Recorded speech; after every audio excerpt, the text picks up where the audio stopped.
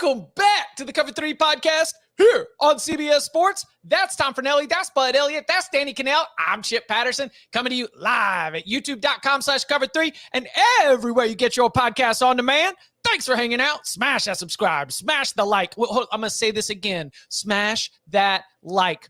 No likes, no locks.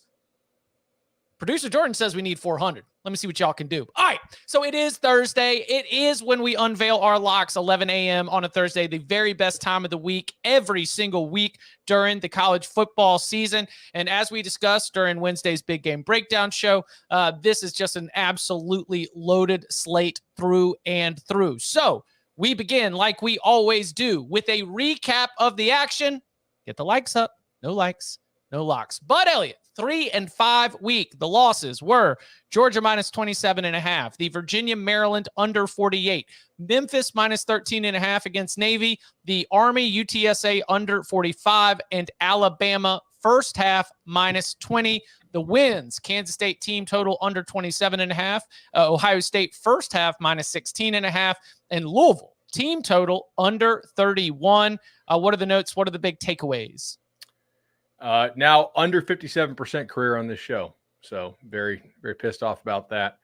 Again, all the wins were basically correct and easy, and all the losses were just terrible, right? Like Georgia didn't come close. This is the second straight week, by the way, that I've had under in Virginia, either on the show or just, kind of on the stuff that didn't make the cut for the show. And they have fallen in a 14-0 hole both times, which is causing Maryland to play like in a more pass happy manner than I think they normally would operate. And like, they jumped ahead 14-0, right? No, sorry.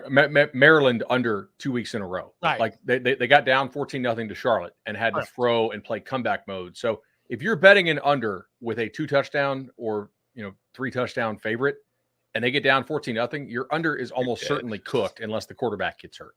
Right. So yeah, super disappointing on that one. I mean, look, Army San Antonio closed 42 when it was announced that Harris was out. I'd probably bet that again. Army went 6 for 6 on fourth downs, and we had a Hail Mary touchdown at the end of the first half. So, yeah, and Bama looked like crap. We've talked about that. I feel like we've only done 2 other shows this week, but we've talked about it 3 times at least. So, yeah. So, all right, 3-5 week, 19-17 on the season. I'm looking at a little 4-4 week. Been down bad for a little bit, but this is my kind of thing. Stat gets low, stat gets up. You finish even, you tip the dealer, and that's it. 4-4. Love where we're at. The losses were Kansas late night, yikes, against Nevada. Barely squeaked out without an upset loss, minus 28. Also lost a lock fight. Danny got a little too cocky, chirped a little bit, ended up taking a lock fight L right there with Kansas State. Also a loss on the South Carolina team total under 13.5. They had 14 at halftime. And Western Kentucky team total over 17.5. They didn't even get to 17. Oh, it was only 10 points for the entire game. The wins, Army plus 9.5, Air Force minus 9.5, the Colorado State over 60.5. Thank you, overtime. And Arizona minus 18. That one at least was a never in doubt. 4-4 for the week, 10-19 for the season. Danny, a 4-5 week. The losses, Georgia minus 27.5, Virginia, Maryland under 48, LSU at Mississippi State under 54.5, Pitt plus 3, Minnesota plus 8. The wins, Missouri plus 3.5 in the aforementioned lock fight. Penn State, Illinois under 48.5. That's a solid one there. Minnesota, North Carolina under 51. Ohio, the wagon plus 3.5. DK, what do we think? I think our picks are kind of crap this year, kind of like the way Georgia started off against South Carolina. Did you see Kirby at halftime? So here's what's going to happen. We're not going to scream and yell. We're just going to tell you what's going to happen. Bud's going to spray the board. He's going to put about 12 out there. He's going to win 8 of them. Chip, you're going to come in about 8 picks. You're going to win 6 of them.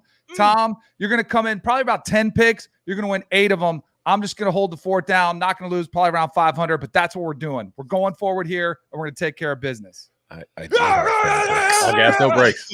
I do have 10 picks. You're going to win 8 of them. Let's go. Thank you.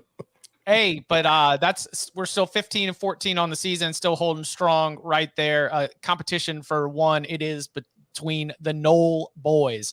Tom, Tom was a 4-4 week. We got a loss on the Georgia, loss on Kansas, loss on Memphis against Navy, and then on an island with the Florida team total under 26.5. The W's: Mississippi State team total under 22.5. The Michigan team total under 46.5. FIU believe in the Panthers +7. And then UMass, Eastern Michigan under 51.5. Tom, what were the big takeaways? My biggest takeaway so far this year is that Lock Infinity and Lock Unity are taking an absolute beating. They're 1-5 on the season. If 3 or 4 of us agree, run the hell away or wait for the correction. The only play last week that I really truly felt bad about was the Georgia one. Just should have paid more attention to Georgia not really firing on all full cylinders and thinking that they were going to do that against South Carolina, because they didn't, and there's really no chance they were covering 27.5. Don't hate the Kansas play. I'd make it again. Kansas played really well in that game. They were far better than Nevada. They just didn't cover the spread, had some crazy stuff go after them. And Memphis, I would make that play again too. So yeah, 4-4, whatever. Let's move on. Let's go 8-2 this week, like Danny said. All right, fired up. Got Coach DK ready to go. And I hope those likes are up. Keep getting them up, all right? All right, if you want the locks for the big games, got to get those likes up. But I don't want to waste anyone's time. We need to get into our board. And so I got to ask you, gentlemen, are y'all ready to lock it up? I suppose. Are the likes Since 2005, the under in games between service academies is 40-9-1. We're picking locks. Give me an over in this one as well. A little 2-for-1 special. Don't get these locks. I was a sicko last week. Y'all were watching the good games. I was live betting the hell out of ULM Kentucky. My blue plate special 5-star locks are coming. 5-star master lock. Lock it You up. want these locks. I'm living and dying every point, every cover. Always love seeing the little man in the locking chair right there at the end. And if you listen, so many people listen to these episodes. I just come and join us, youtube.com/cover3, hit the subscribe and at least watch it for that fantastic intro that we've got on the show. All right, we start with the early bird action so that if you want a piece, you can come get a piece. Thursday, Georgia State, Coastal Carolina is the lone game. Anyone got a lock in this fun belt action? I'm not locking it up, but my Twitter tip of the day is Georgia State +7. But the fact that I'm not locking it up, again, another listener and viewer, exclusive, should tell you something. Like, you're making a Twitter tip because you absolutely have to. Yeah, they will. Curious to see what's up with Coastal Carolina here. It's been we're trying to get our Tim Beck temperature, right? And I'm not quite sure I'm dialed in yet. And this is not in what? Lukewarm? Yeah, I don't have a good feel for it, right? Going back to yesterday's episode, Bud, like we were talking about NC State's run game the last few years just being ass. Guess how Coastal Carolina's run game is this year? Oh, it's not very good. Ass. Yeah. What is the common denominator between NC State and Coastal this year? Yeah, that would be Tim Beck. Georgia State off to a 3-0 start under Sean Elliott, but this is not in the TED. And remember, you do not walk into the TED. I think you're just going to walk out with a win. All right, Friday's action. Wisconsin, Purdue, NC State, UVA, Boise State, San Diego State, and Air Force, San Jose State. Who's got any Friday night locks? I've got a couple. I love it. I got one. Let's go to Purdue. I'm going to go ahead and take what's the best I can get here. Circa's got 53. Give me the over 53 in Wisconsin, Purdue. I think both these teams want to pace it if they can. I know there's some people I respect on the other side of this, but I just think, pretty good chance one team scores 35-ish. Cuse last week, very curious about it. I don't know if you guys watched that or box scored it. Schrader ran 25 times against Purdue. Like, what is going on with Syracuse's passing game that he has to run the ball 25x? Well, Gadsden's gone. Yeah. And so you've lost your best weapon. I kind of thought, this was a team that had to replace Sean Tucker, an NFL running back. Yeah. I've looked at the first 3 games as, it's good that they still have the system in place under Jason Beck where you're utilizing Schrader's legs and also getting some good production out of the running back. I mean, it's a little one-dimensional, sure, but yeah, I think it's working. So go ahead and give me the over on that. Anybody else? Yeah. Maybe we've been too cordial on here. Maybe that's the problem. You gonna fight me? Yeah, you said you Go. had people that respect you. So Finally. I'm hoping there's some respect there. You mentioned it, Gatson going down, Schrader running the football. I think this kind of has an ugly Big Ten, more of a feel to it. I also am not, 100% convinced Tanner Mordecai on the road is going to be able to put up too much of a aerial attack against them. I think they could struggle to run the football. So I'll take the under. What can I get? What's the highest I can get? Yeah. 53.5? Yep. All right. No, there's 54.5 too. This is all over the board. Oh, there is at Bet Online. Look at All that. right. And Let's Chris, go for the I'll middle, win at boys. 54. Let's go. Verizon. We can both win this sucker. Let's go. Let's middle this thing. All right. Any no love for the Brennan Armstrong Bowl? Oh, I'm getting there. Okay. Sick.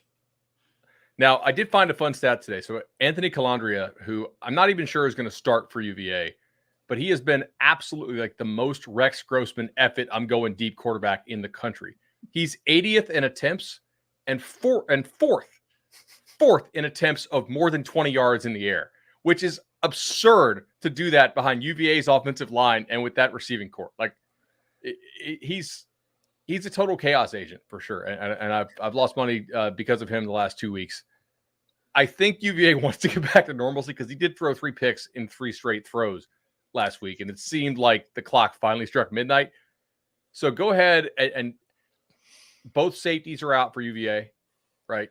They've got some linebacker problems. I do think that Robert Anae's offense can mess with those guys and create some open throws for Brennan Armstrong. Hopefully he can hit some and or run around a little bit. And if it is Calandria, I do think that's hard to read NC State's defense. Like NC State has good corners. Can this kid really do this again? I mean, it's been amazing to watch, but I'm going to bet that he can't do it again or that he won't start. So what's the play? Minus 9.5. Yeah. Okay.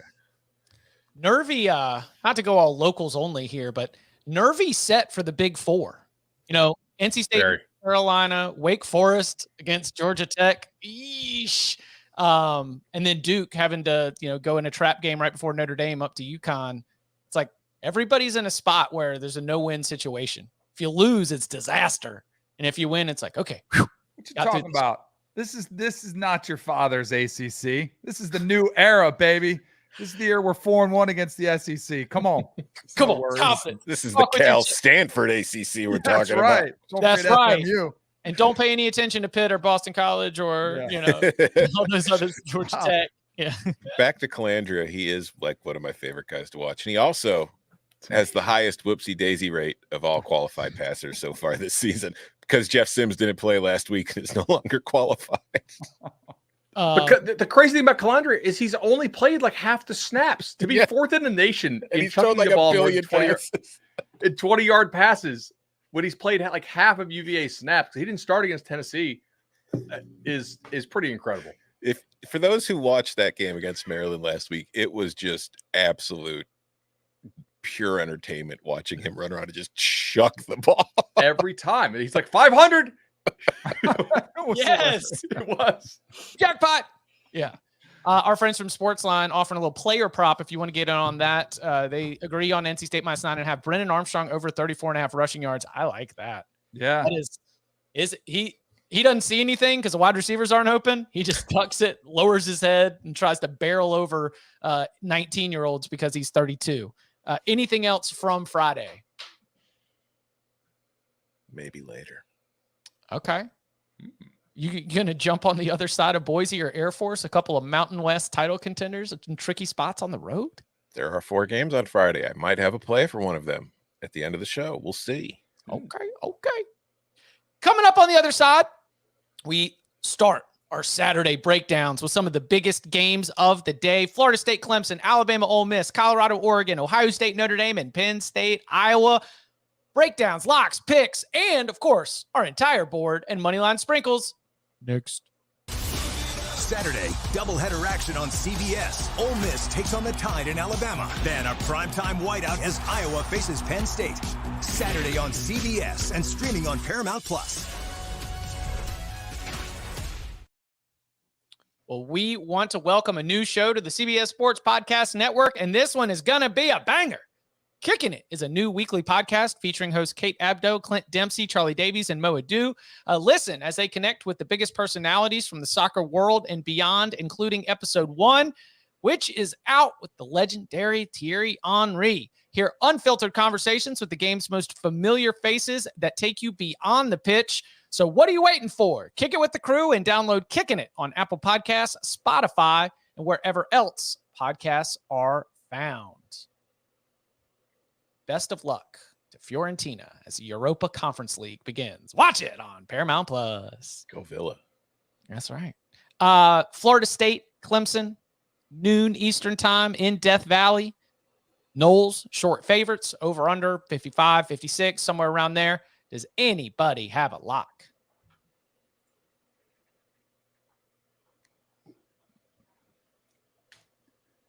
No. I got one. Okay. Give me the under. I think this game, it's noon. Typically, you see a little more of a sluggish start. I do think Florida State's going to try to establish the run. They do have the firepower on the outside. I do think Clemson is going to struggle even more specifically, with Cade Klubnik. We've seen the issues they've had. I know they feel like they've got things fixed somewhat. I think this could be a little bit more of a bloodbath.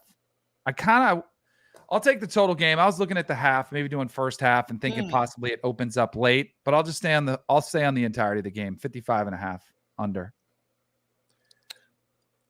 I'm not locking anything up for the show, but I did take Clemson plus 2.5 earlier this week.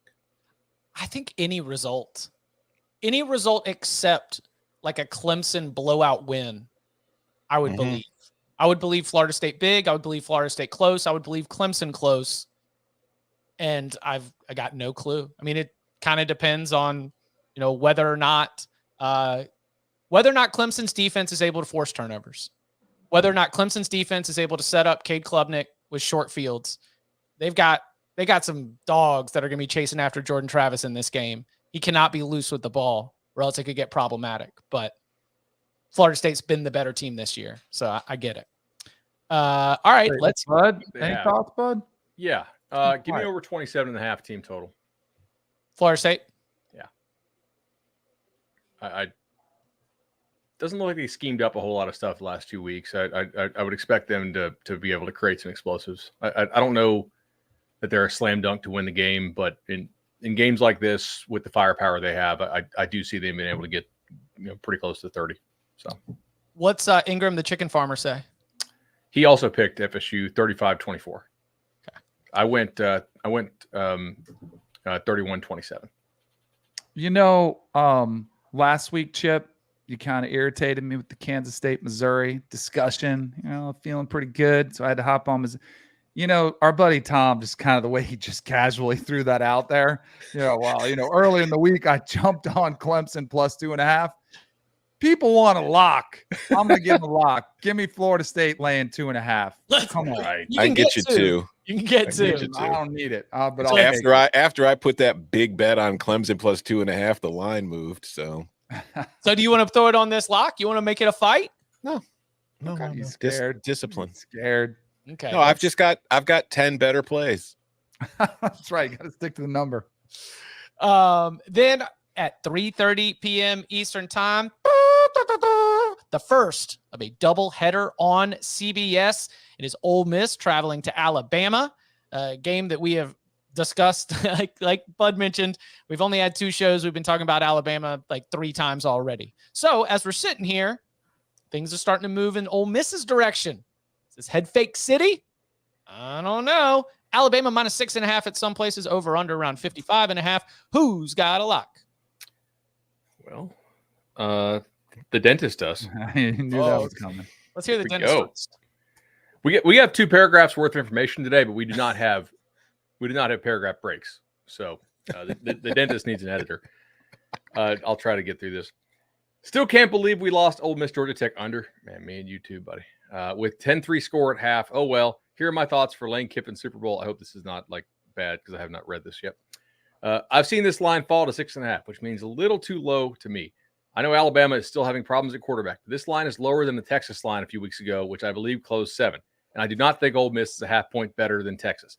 Lane has spent all week poking at Saban again, which I think can only work to his detriment. And I also think he presses too hard to win against Bama because he wants to win this game so badly. I think it causes him to make mistakes he otherwise would not make. Ole Miss has beaten Alabama exactly 2 times in my life in Tuscaloosa, 88-15.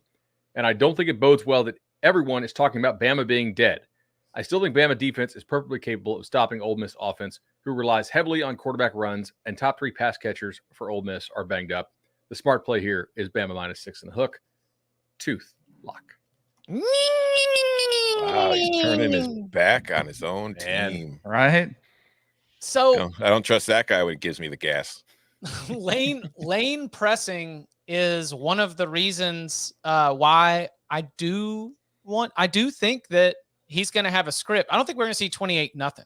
Though, if it was 28-0 out the gate, this one would still cash. I'm going Alabama Ole Miss first half over 27.5. I think that our first 15 for Ole Miss probably includes some shot plays.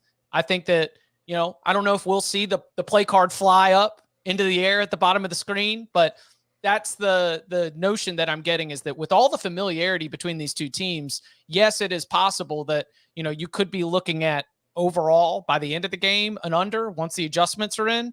But I also think that given the way that Ole Miss has played, given sort of what's going on at Alabama offensively, clearly you upgrade with Jalen Milroe from where they were last week with Buckner and Simpson. So yeah, I think both these offenses are going to be able to get out and score some early. Then maybe the game settles down. So I'll take first half over 27.5. I told you yesterday I'm taking the first quarter team total over on Ole Miss, just waiting for it to get posted. We'll see what it is. I want to see more of Bama, what they do with Milroe now. Like before, because I like, as cocky as Lane's been, I feel like maybe there were some issues in the line. Maybe the offensive line wasn't trying as hard. I definitely think the issue wasn't Milroe alone and that he's the guy. Now that they design a system more specific to him, hopefully you would think that Bama could come out and have one of those establish themselves type of games. Like, hey, you're still Ole Miss, we're Bama, but I got to see it first. I'm not going to take either side. I mean, it's somewhat problematic that the way that you expose Ole Miss's defense is by picking on the secondary. Right. But that is a weakness, right? Mm-hmm. So if they can scheme it up, if they can create those kind of plays where they know they're going to be able to get, Ja'Cory Brooks, Jermaine Burton, get somebody behind the defense for an explosive play. Milroe's got a big arm. It's mostly what the intermediate stuff that we seem to be concerned about. So singles and doubles, can't hit them. Give me full game under. Okay. 55.5. Thread the needle. Let's go. Yeah. I think both defensive lines are better than both opposing offensive lines. I'm skeptical that these guys play for Ole Miss, and I'm more skeptical that they play well. Like Ole Miss, I know they got Prescorn back in practice this week, but has he blocked anybody in a month? Because they wanted him. I know they were super excited about him to be the blocker to free up Michael Trigg. This is his first game back off surgery, right? We'll see. Harrison Franklin. Franklin hadn't played a game for him yet this year. He barely has practiced with the team. So, just thinking here. I full game under 55.5. All right. Also at 3:30 p.m. Eastern time, you can see the Coach Prime show continues as Colorado hits the road to go play in Eugene against Bo Nix and the Oregon Ducks. Right here, we're looking at 20.5, 21 or so, and a total of 69.5. Does anybody have a play for Oregon, Colorado? I do. All right. Oregon team total over 45.5. I just don't think Colorado's going to get stops. It might. Bud, check. Is it up to 46.5? Because I got 45.5 yesterday. I saw 46.5 because whatever it is, I want with you. Go ahead and let the children sing. There's 45.5 at DraftKings. Yep, that's where I got it. Sides. I got it at -105 yesterday. Nice. Yeah, we talked about it during the big game breakdown yesterday. Oregon's offensive line and offense in general have been very good. They don't get greedy. They don't try to do too much. They just keep, they take what's there and then they get yards after the catch. Colorado's defense does not get any kind of pressure. They have not been, they turned over Nebraska a lot, but You that say was it like Jeff it's a bad Sims. thing. Why are you hating? They turned over Nebraska a lot, but that was Jeff Sims. That wasn't, it's Bo Nix. Maybe he used to be Jeff Sims, but Bo Nix at Oregon is not the same Bo Nix that you saw at Auburn. He's a much better player. He's playing in a system that's much better suited to him.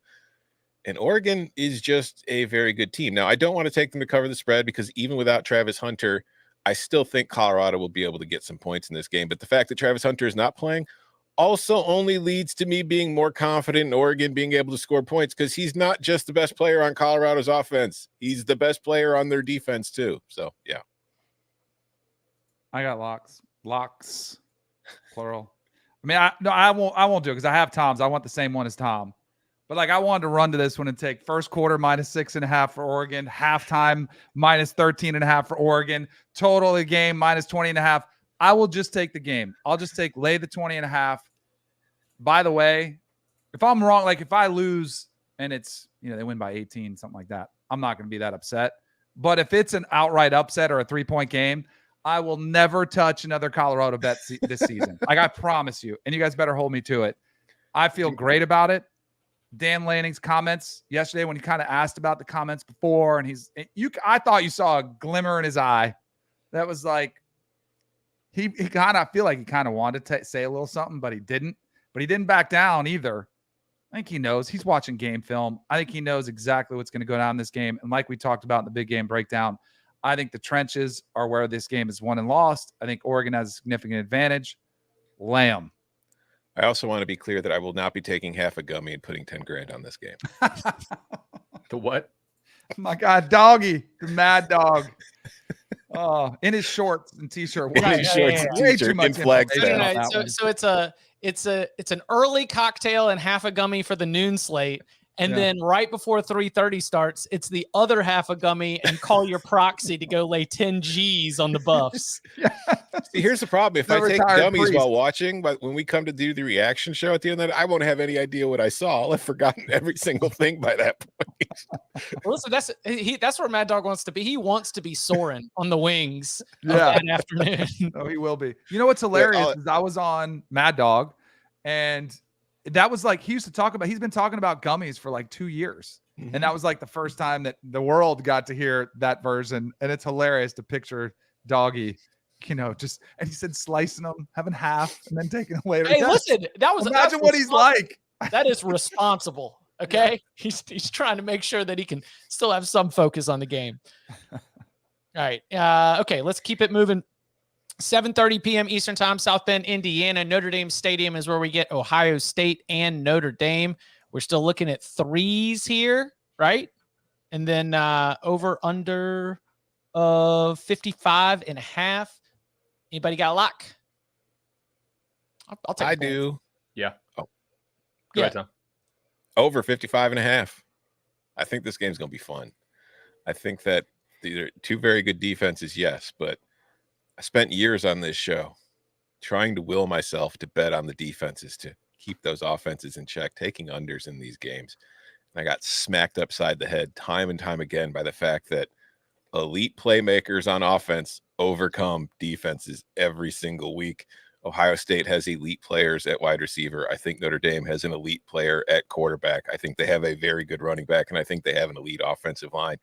It is not going to be like last year's 21-10 game. It's not going to be like 45-42 either, but we're going to get 8 touchdowns. So over 55.5. All right. Fight. Oh, Fight. I mean, McCord, first time on the road against a good team. No disrespect to Indiana. Notre Dame's defenses look pretty damn good to me. I think they'll make Ohio State prove it to see if they can run the football. I think Ohio State will make Notre Dame prove it to see if they can throw the ball outside the numbers to those receivers who've looked better. We'll see if they're good enough. I'm willing to pay to see it. Give me the under. Irish. I'll take the points. I think they win. My prediction, you was like, Chip, who wins the game? I think Notre Dame can pull this out. There is a lot of reliance on the ability for, Marvin Harrison Jr. to blow this game open, Emeka Ibuka to be able to, hit those explosive plays, especially with an expectation that it might be lower scoring. If you've got like 4 explosive plays, that could end up being the game. But I think that Notre Dame is a little bit more well-rounded. We say we know more about Notre Dame. I think Notre Dame knows more about itself. I think there's a lot of confidence. I think that atmosphere is going to be awesome. And like Tom said, I think it's going to be a really fun heavyweight style game. And there are enough percentage of outcomes where Notre Dame wins that I think taking the 3 points is a pretty smart play. So I will take the Fighting Irish and I will take those points. Bud, what do you say we take Tom out in the back alley? Do it. We just our fight. Fight. I mean, we talked about this game yesterday, the big game breakdown of that. We're like, yeah, under, low scoring. We thought we were all on the same page. Remember last year with a much better quarterback, much more experienced quarterback, they were able to hold this offense in check. They only put up 21 points. I didn't see them going off there. I think Notre Dame's defense is going to be able to confuse Kyle McCord. I think they could possibly even pressure him with not having to blitz too much. So give me the under. Have you seen some of the noise about the home field advantage or lack thereof for Notre Dame? There's been a lot of social media discussion. That's been the case for 25 years. Like that they sell their tickets to Ohio State fans like they sold all their tickets to Georgia fans. That has been the case forever. Notre Dame fans have never been rowdy. That Georgia atmosphere was still awesome. Like you're talking about the home field advantage as if it's only one way.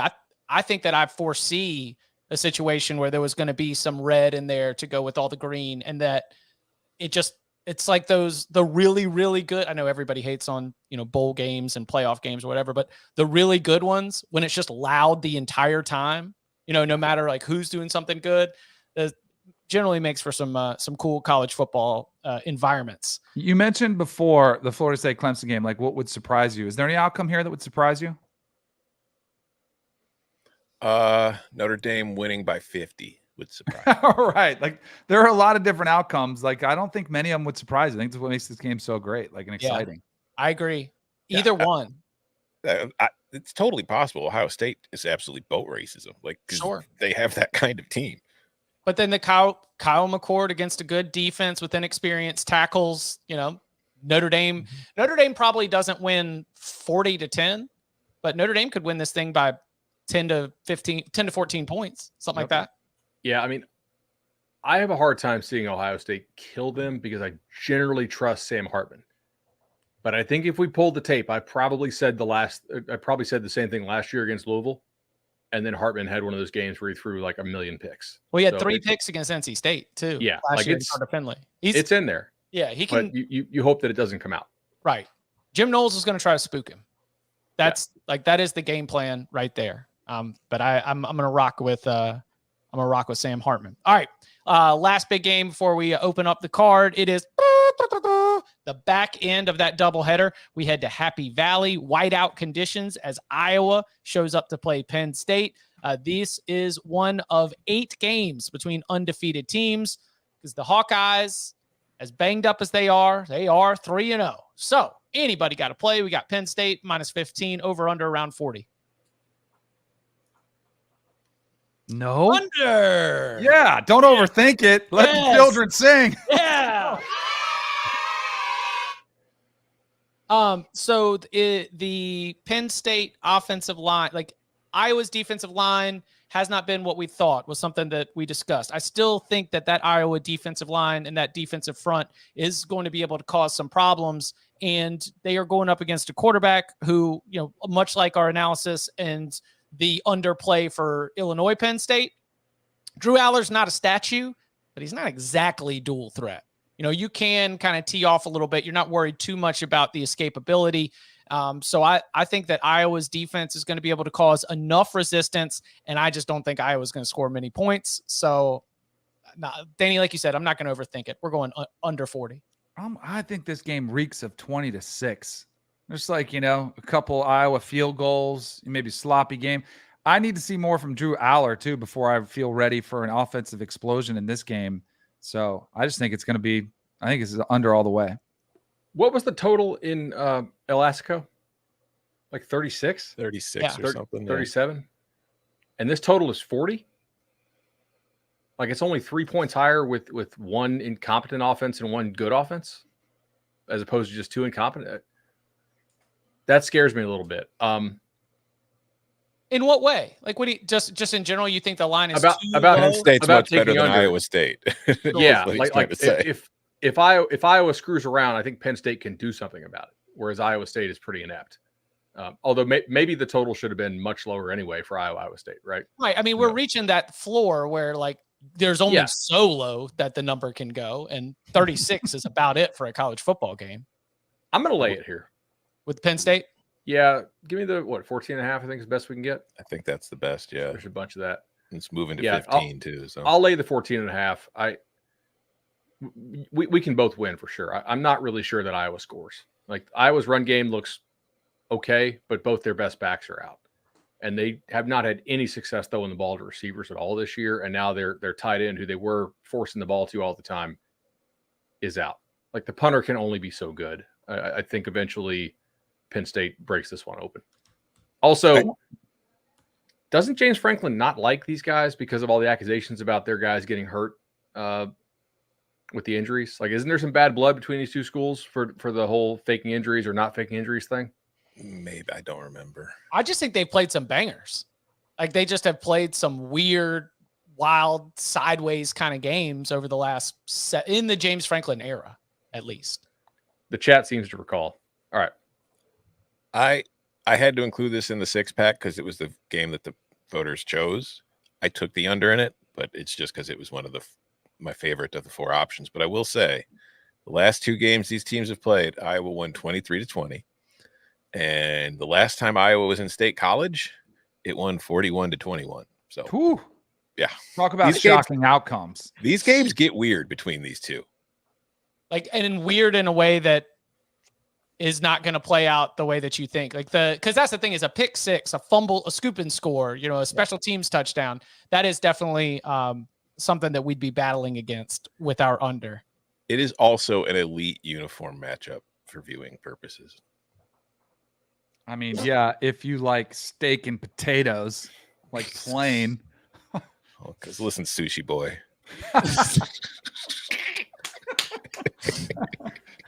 Dang right. No, I love sushi too. It's hard to find good sushi in the city. In Iowa? Oh no, I was gonna say. Now, there are some good sushi joints in Chicago, but you don't really get, the same as you get when you live along the ocean. Hey, does AJ McCarron still have that sushi restaurant in Asian? Wait, he really had a restaurant? A sushi yeah, restaurant? in Tuscaloosa, it was called Asian, AJIAN. They do catfish raw? I said he probably goes to the Harris Teeter, buys sushi from the counter, and takes it back and sells it to Alabama students. Hot dog and catfish. Yo, we got this freshly caught sushi in Alabama.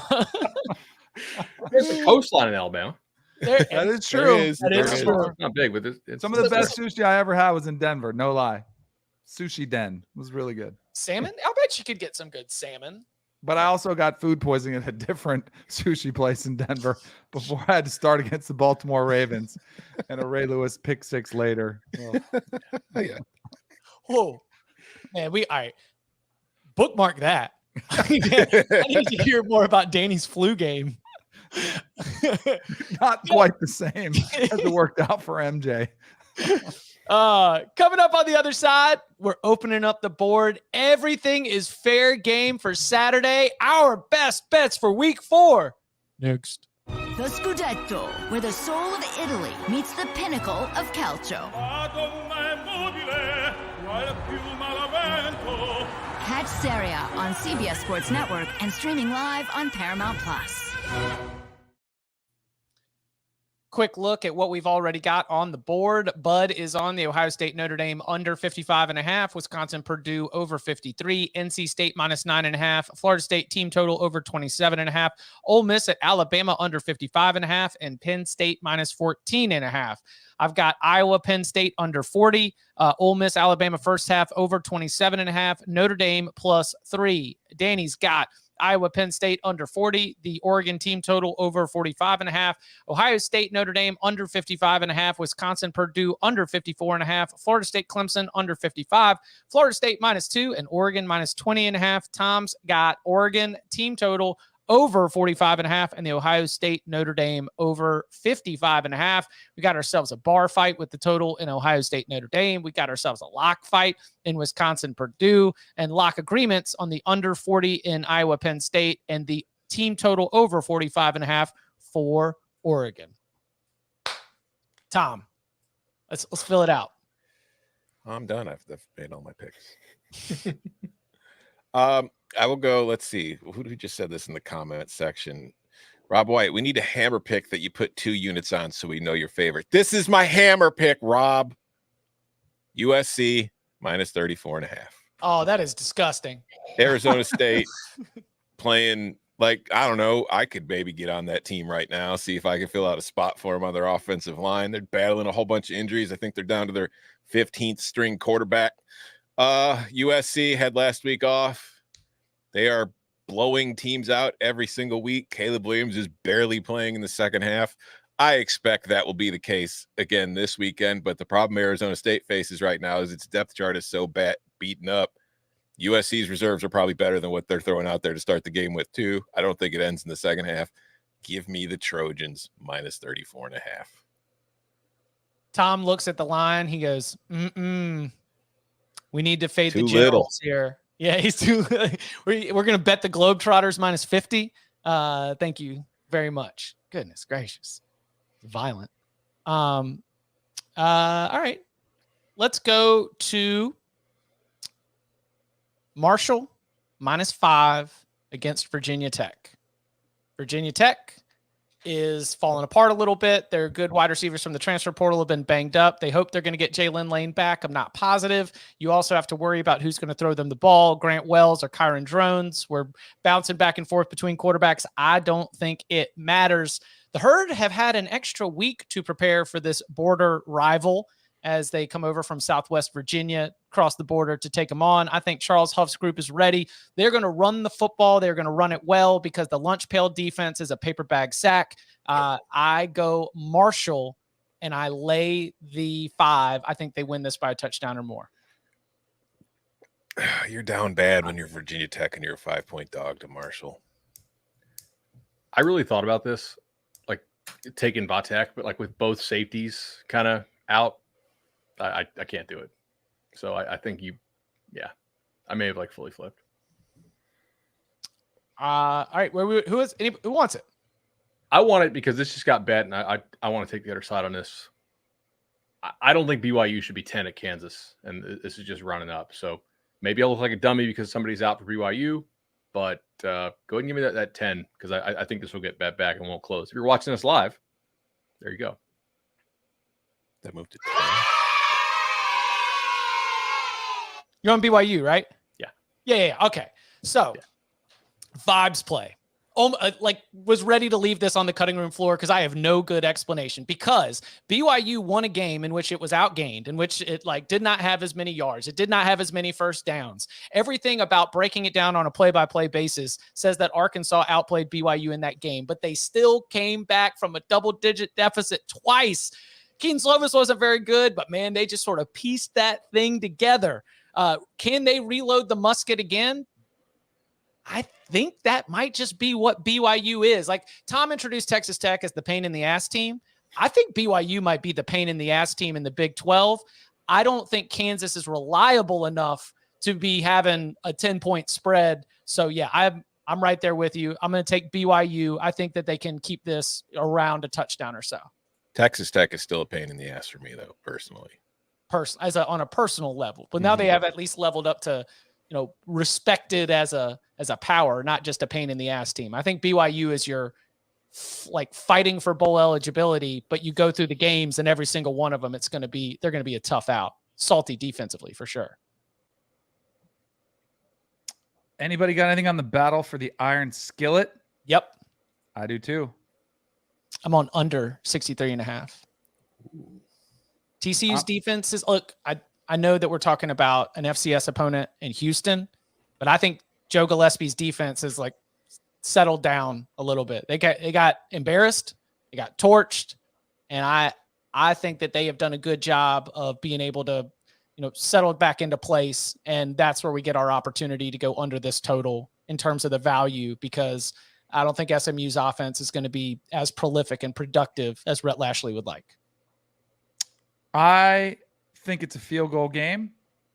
Give me SMU in this one. I think SMU may be better than we think they are. TCU, I know there's a lot of hey, they had a big convincing win against Houston. You mentioned how bad Houston is there. They gave them 2 interceptions. I don't think that's the case for Preston Stone, Dallas's own, of 9 touchdowns, 2 interceptions. I think this is going to be a great game. Comes down to the wire.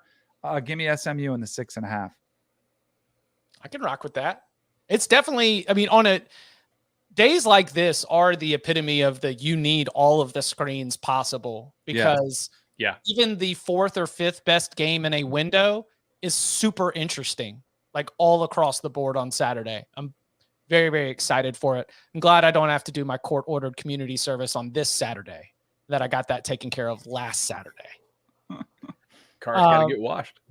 All right, so let's see. Tom, we just got 3 on the board. You promised 10. Come on, Thomas. 10. You know what you can't spell Washington without? Wagon? Wagon. That's right. It's literally in the word. Washington minus 20.5. If it's under 3 touchdowns right now with this Huskies team, I am taking it. It had been at 21 for most of the week, but it's been down to 20.5 against Cal. Listen, no disrespect, Golden Bears. I know you're an ACC powerhouse, but the ACC doesn't have Michael Penix. It doesn't have these 3 receivers. They are going to blow you out. Give me the Huskies. I can dig it. I don't hate it. Yeah, not at all. Buffalo stinks. Yeah. Buffalo stinks. We're going to jump on the Cajuns. We're going to go Louisiana, playing at home at night. Buffalo's got a bottom 5, as in of all 133 FBS teams in terms of run defense. And Louisiana has been catching its rhythm a little bit, running the football. It ran all over UAB last week. I think that is a bad spot for the Bulls. So yeah, we go Louisiana minus 8.5 or 9. I guess 9 I can get you. Okay. Let's just hope Buffalo's Zion Carter has a huge game at tight end. That's our colleague Kevin Carter's son. Oh, okay. Buffalo. Yeah, we try to get in highlights every week. It's getting harder, because it's just more challenging to get in when they're losing. They have no receivers and they're always losing, so they should be throwing the ball a little bit. Somebody's got to catch a pass. Yeah. All right. Who's up? How many we got left? I'm getting close to the end. I've got 6 left. Fire them away. Let's go. Let's go. All right. We talked about it a little bit. I texted you guys the stat in that Michigan so far to back up what Bud was saying. I think last week or the week before, where it looks like Michigan has the handshake agreement with the opponent of, hey, we're just going to run some plays. We'll all go home and nobody gets hurt. Michigan is averaging 112 snaps per game. That is 3 fewer than anybody else. Air Force is the next lowest at 115.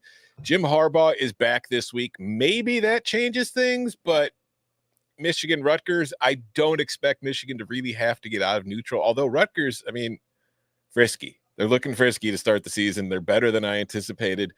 But even if Michigan doesn't keep going at half speed, I do think Rutgers can give them some problems defensively, and I don't really think Rutgers is going to score that many points.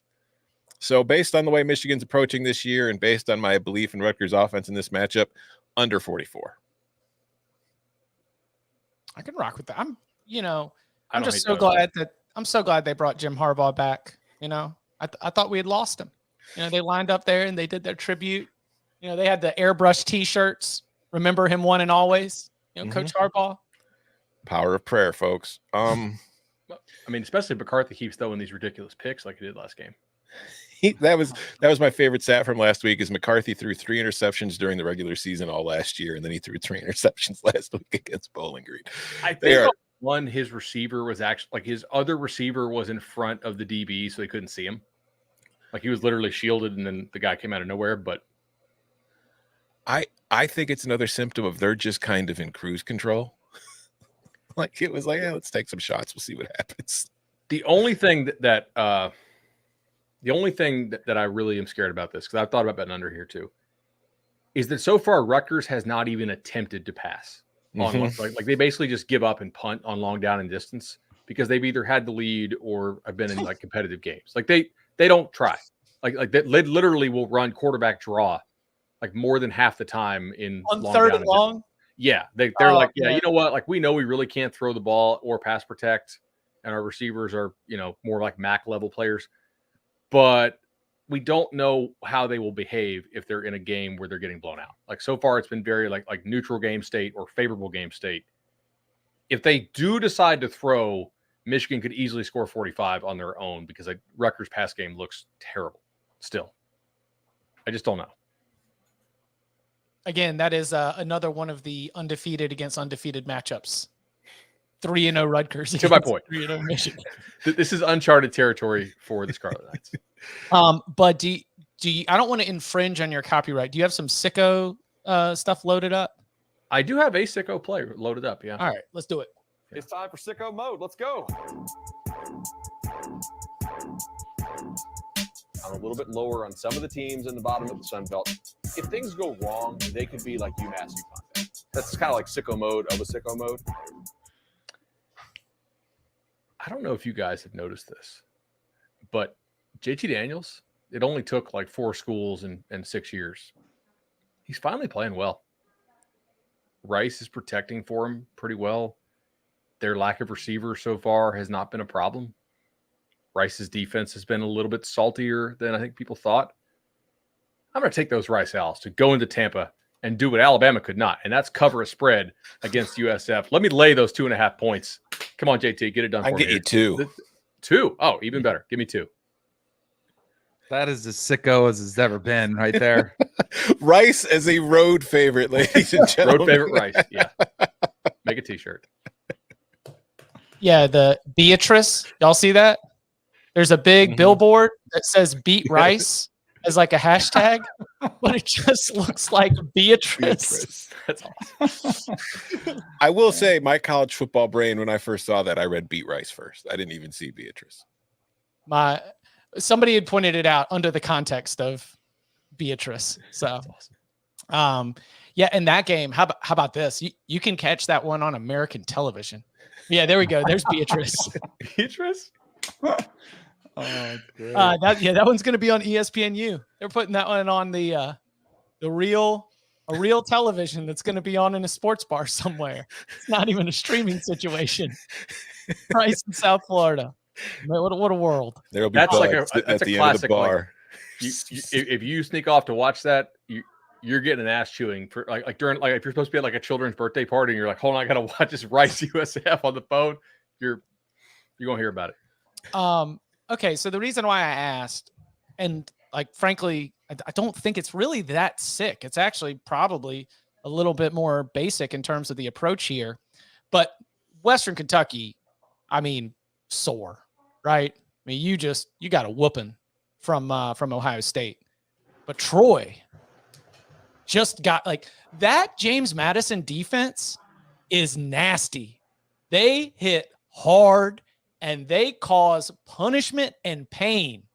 So sore muscles, body blow, first half under in Troy, Western Kentucky. Right. The ball's on Chip to bet an under in a Western Kentucky game under any circumstance. Like sitting a little bit higher in his chair today, guys. I was just thinking, that was really, really rough weeks for both of them. And now they're going to step out there in Veterans Memorial Stadium. Might take a little while to get everything working. So let's go. First half under Western Kentucky Troy. Bud takes Rice as a road favorite for his sicko mode play of the week, and then Chip gets even more disgusting 3 seconds later by taking a first half under. In Troy, Western Kentucky. Jesus Christ. It's time for sicko mode. All right, I got one. Auburn playing in College Station. Texas A&M laying 7.5. Boy, Auburn's feel pretty good, right? About the Auburn Tiger era. Is Tyler Van Dyke playing quarterback for Auburn? I don't think he is. I think Peyton Thorne's out there running for 100+ yards, not against this Aggie defense. And by the way, Connor Wegman is playing. The Bobby Petrino experiment, I think, is working so far. I think it's getting better.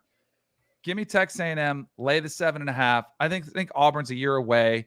The 2-quarterback system, I'm not a believer in. I don't think Peyton Thorne's going to go on the road and be able to keep this within the touchdown. So I'll lay the 7.5. Like it.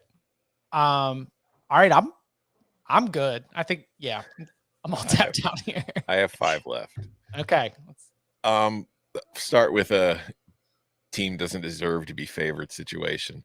Give me New Mexico plus 3.5 at UMass. Like, UMass looked good in week 0 against New Mexico State. They looked pretty okay the next week until Tyson Fomachan. Is it that? It's Fomachan, right? Yeah, Fomachan. You got it. Yeah, Tyson Fomachan got hurt. He's been out the last few weeks. I don't think he's playing again this week. And their offense without him have just not been great. So for them to be favored at home, I don't think New Mexico is anything spectacular. It's just this is more of a fading UMass play right now. Move on here. Illinois minus 15. They need this game. They need to feel better about themselves. They struggled with Toledo to open the year, dual threat QB.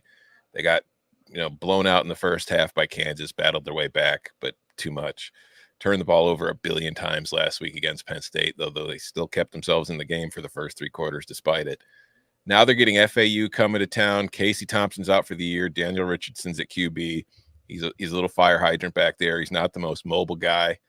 I think that when Illinois gets a guy they can keep in the pocket and play the way that they want to play defensively, you tend to see things snowball. I also think that they will take better care of the football this week because I'm pretty sure Luke Altmaier has been pounded over the head all week long about taking care of the football. I think this is a blowout Illinois desperately needs for its psyche before the Big Ten season really starts. So give me the Illini minus 15.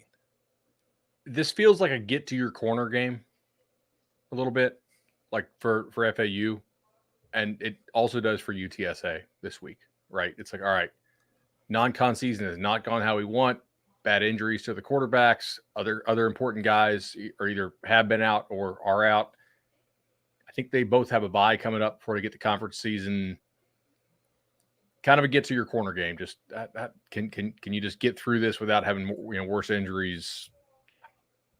Meanwhile, it's kind of a get right game for Illinois. Mm-hmm. I was wrong. There's one more. I've got another one. It's gonna be windy in Laramie.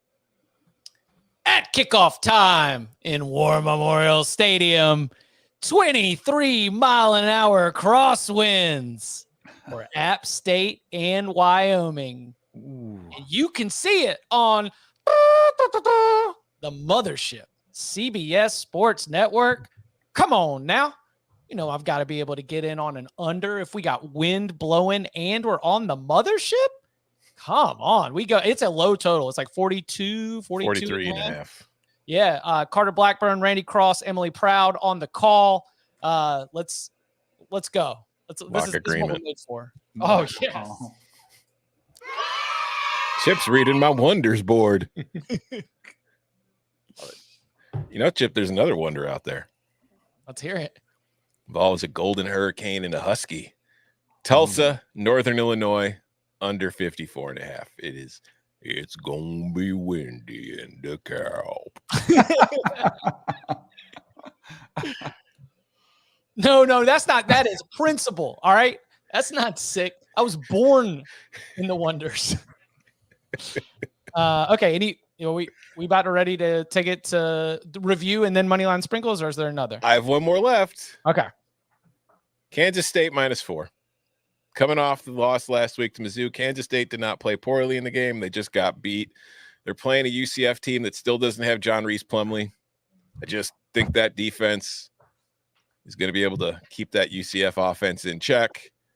I think the Wildcats are still one of the best teams in the Big 12, and I think we will see that on Saturday in Manhattan. So give me the Wildcats minus 4.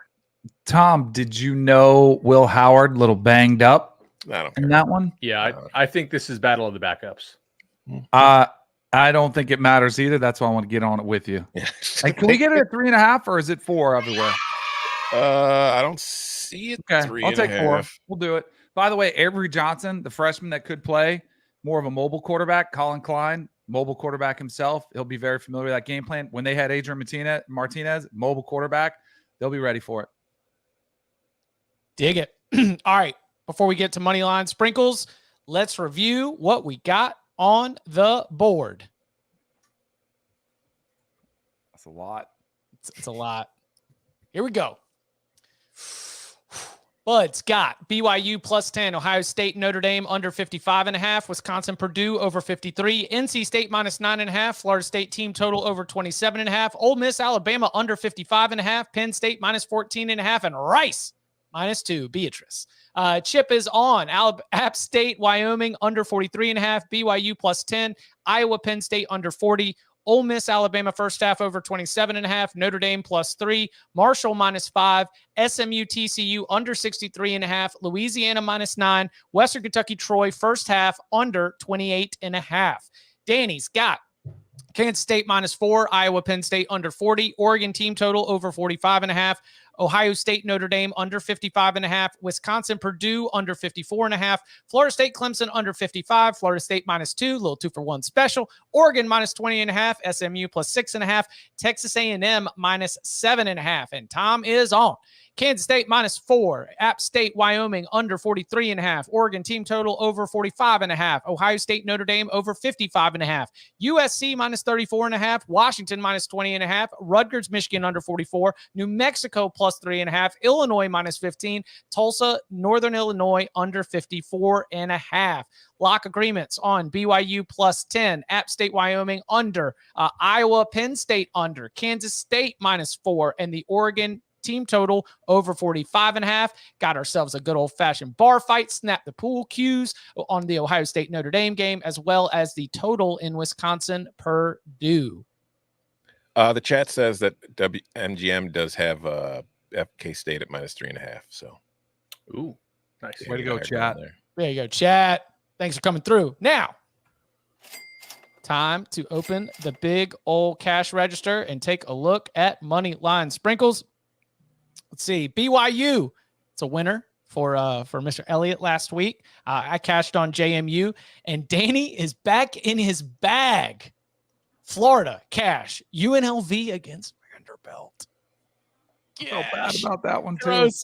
And South Alabama also cashing as well. Tom got in on the win-in with New Mexico State. He was also in on JMU and Ohio. Was that last week too? Wagon?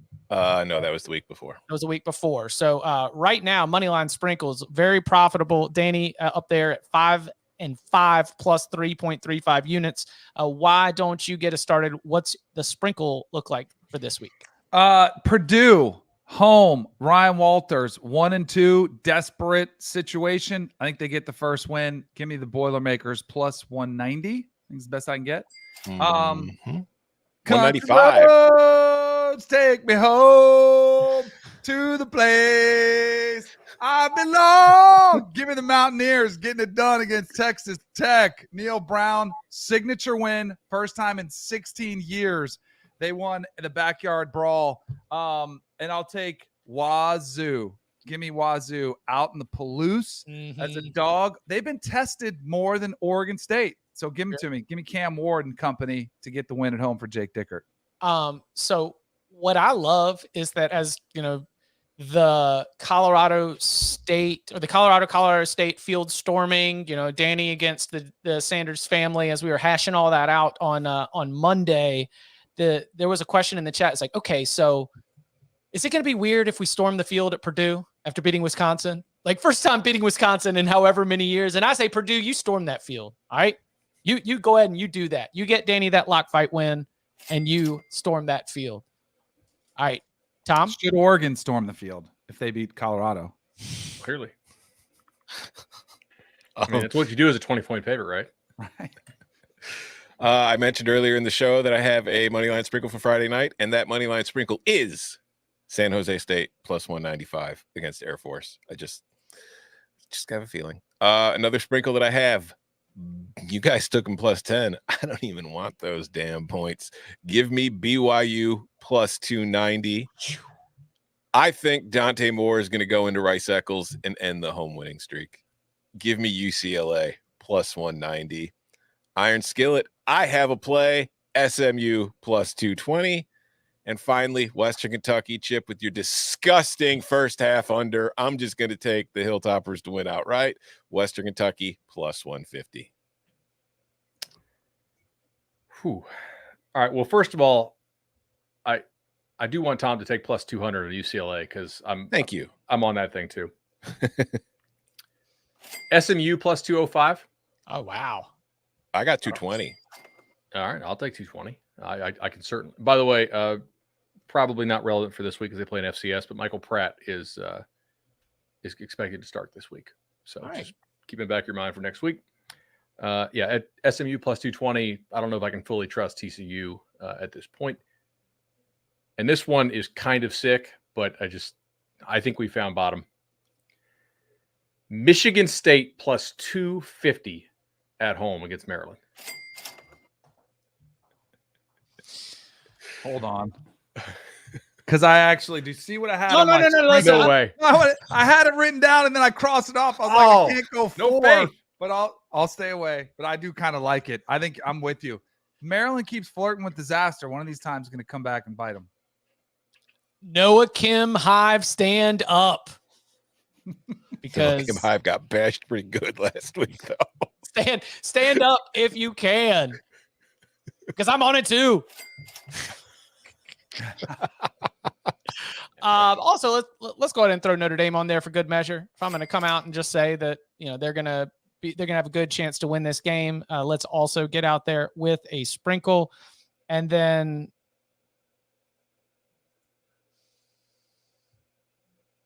do you believe?